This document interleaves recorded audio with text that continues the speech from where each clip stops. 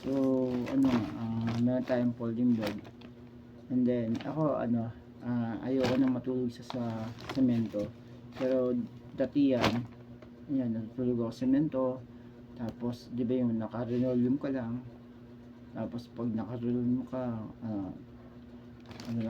balsan mo lang siya. Tapos kumuha lang ng unan, tulog na sa linoleum, sa sahig. So magkakaroon ka ng sakit na papasokan na lamig ang katawan mo, magkakaroon ka ng sakit sa baga o mga ganun ba. Kaya ako yung time na yun,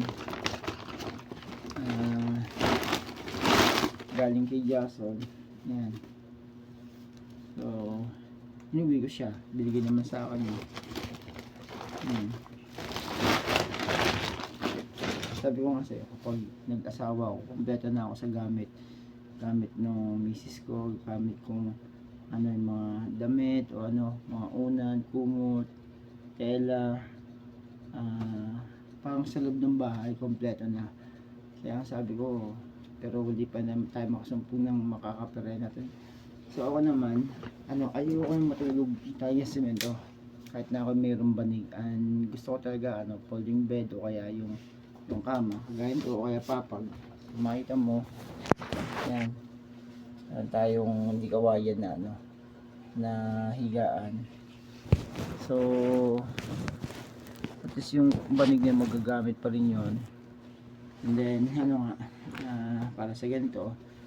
Kaya pero ako, dahil naman wala naman asawa, ang tulugan ko folding bed. So yan, at laking bagay din naman yung mayroon kang gamit na banig. In case of emergency, magagamit mo yan. Kung sakaling mo tutulog sa sahig o semento, may foam, may karton, may di ba, yung linoleum, tapos may karton, tapos may foam ka, tapos yung banig, tapos mayroon ka pang sapin sa banig. So may kulambo ka pa. Malaking bagay din yung kompleto ka sa gamit. And salamat ako dahil kompleto ako sa gamit. And then salamat din sa tao na bigay. And i-bless mo yung pinabibless ko nga kay Lord God na sa taong tumulong sa akin para makompleto ang gamit ko.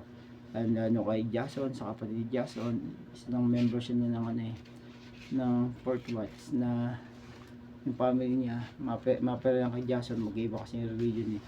So malaking bagay din yung bagang binabanggit ko yung pangalan nila, and then hindi ko mabanggit yung apelyido, na malaking tulong din na meron ako nakikilalang tao. So kaya nga sabi ko, kompleto sa gamit, pero alas nga wala pa naman akong kapareha.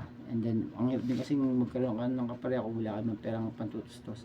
Parang idinamay mo lang sa kahirapan yung mag-iasawa mo, lalo na yung anak mo. So that's it, that's all. Yung masama't mabuting comment, update kay Iben, paborito sa may answer niya.